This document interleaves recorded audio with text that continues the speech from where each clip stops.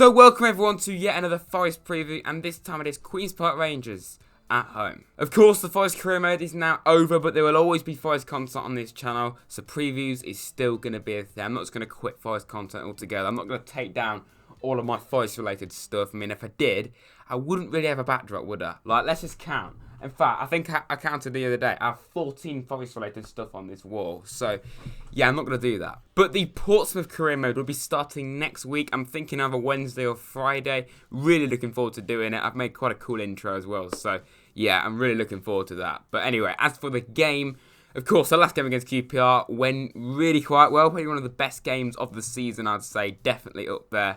Probably, beating Leeds and Brentford away were also well up there. Fulham. Basically, all the times we've beaten the top sides. Just forgetting about games like Wigan and Charlton. Come on now, Charlton. Goal scorer for Charlton, number 9, Lyle Taylor. What do I need to say? But yeah, we won the last game 4-0. Insane. Like, the first half, I seem to remember, was really quite poor or just a bit dead from both teams. And then we really stepped it up again in the second half. I remember, like, 15 minutes left, it was still 1-0. And that was one of the few games this season that Carvalho has actually played and scored in. So, yeah. Play him again, please, Sarib. I mean, I doubt you're going to do it. Sabri, all right. But QPR, they're one of those teams that don't really make sense with their form. I mean, listen to this. Their last game, they beat Stoke 4-2, which is decent. Drew with Swansea 0-0, so that's actually not even that bad. Lost to Huddersfield, who were like 22nd or something. Not that low, but, low down. Lost to Bristol City, that's fair enough. Lost to Blackburn, they're doing well. Lost to Sheffield Wednesday, so this is not great form. But then out of nowhere, they're going to beat Leeds 1-0 at home. I know it's a bit of a controversial goal, but still, they still beat Leeds. They lost to Brentford. And then get this, they out of nowhere win 2 games in a row, 5-1 and 6-1. Explain. This is the championship for you. That was against Swansea and Cardiff. But yeah, they're clearly one of those teams that you can't predict. You just don't really know what's going to happen. I mean, the championship is just mental. We all know that. And that QPR is a perfect example. They're going to win 2 games out of nowhere, 5-1 and 6-1. But they lose to clubs like Huddersfield away. I mean, it was away, but still, they should really have won that. And I seem to remember they had quite a good start to the season, but they have really tailed off. I don't even know where they are on the table. Let's have a look. They are 16th. So they're actually lower than I thought they were. So this really should be a win, but we know with Forest you can never guarantee a win against anyone, or just for any team. It's that unpredictable. And of course, QPR are managed by our former manager, Mark Warburton. I wasn't a big fan of him when he was with us, but I think it was a little bit harsh to sack him when we did. I mean, I think he was sacked on like New Year's Eve, and I remember he lost to Sunderland on bloody Boxing Day at home, I think it was, so that was embarrassing. I seem to remember we were like 11th or 10th when he was sacked. I don't know. Then, of course, who was it? Karanka. Yeah, Karanka came in, who I still feel should be our manager, but I'm more than happy with Lamucci now, of course. But as for Forest, our form is interesting, to say the least. Draw of West Brom away, so that's bloody good. Lose to Charlton Athletic at home, the game in which I went to. Beat Leeds United 2-0 at home. 4 days later, lose to Charlton. I'm still a little bit salty about that, as you can tell. Lose to Birmingham. So, yeah. Beat Brentford away, who were 3rd, I think. In fact, no. Yes, they were above us. I'm pretty sure about that.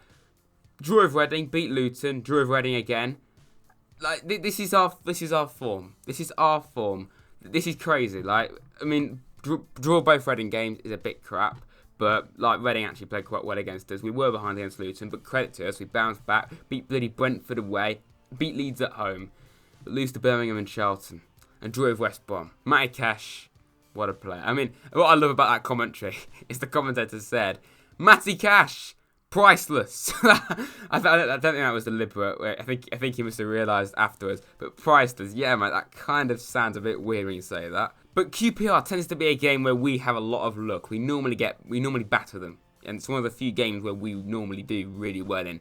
I mean, we actually beat them 4-0 a few years ago at home when Mark Warburton was our manager. So he's beaten QPR 4-0 before at home. And we also beat them 5-2 away. So we've got a bloody good record against QPR. Apart from last season when we lost 1-0 at home and we won 1-0 away. Yeah, that was a little bit of a slip-off. But still, normally we do really well. 4-0. I would say something similar I mean, knowing our luck, probably going to lose this because he drew with West Brom and beat Leeds. But I'm going to say, I could just see them scoring 3-1 Forest, a bit like the Blackburn game. We were good, but we weren't incredible. Well, yeah, we bounced back in that game, but we weren't amazing, were we?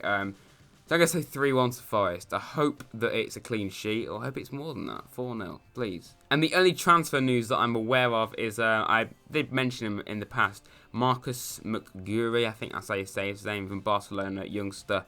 Apparently we are going to still sign him. I mean, I presume it's just going to be a youth prospect. But the fact that someone's going from Barcelona to Forest, it's a bit weird. But then when you realise, no, it's not Lionel Messi. It isn't Rakitic or Artur or De Jong. It's just a 18-year-old youngster.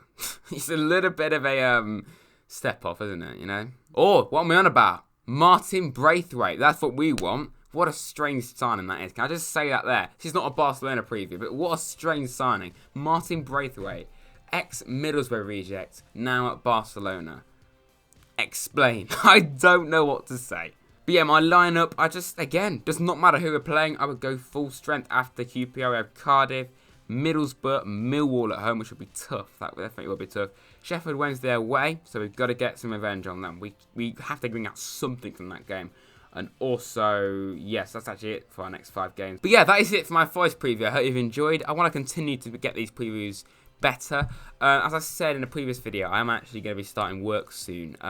So it may affect my channel in terms of I might have to cut out previews, even though they are much easier to do than career mode because like it just takes a few out, like 2-3 hours to do. I might just have to focus nothing but on career mode. So all I upload really is just career mode, and like what will have to be cut out most likely is just like random videos where, you know, like where I went through the Premier League transfer window and that kind of thing.